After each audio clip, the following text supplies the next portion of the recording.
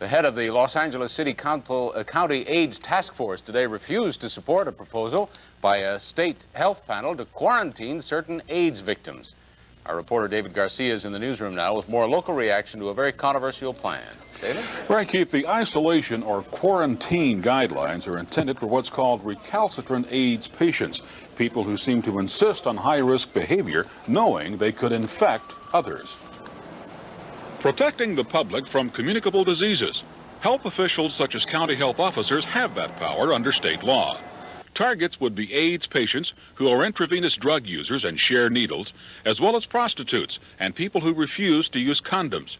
Health officials from across the state met in San Francisco to draft the guidelines, with Dr. Carl Smith of the California Conference of Local Health Officers leading the effort. This is only after all efforts at education and counseling had failed.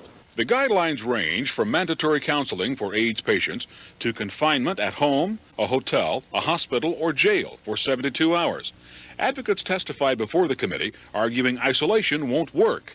We are the guinea pigs when it comes to research for treatment, cures, vaccines. We will not come forward anymore. It's not the role of health officers to spread panic, to create needless social conflict. And here in the Southland, the head of the LA AIDS Task Force, Dr. Neil Schramm, argues the guidelines are in response to public hysteria. This is simply reacting to public pressure to, quote, do something.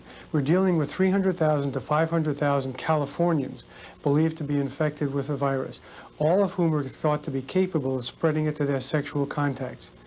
How the isolation of 2 or 3 or 4 people will make any impact on the future millions of people who are going to be infected is beyond me. Go ahead.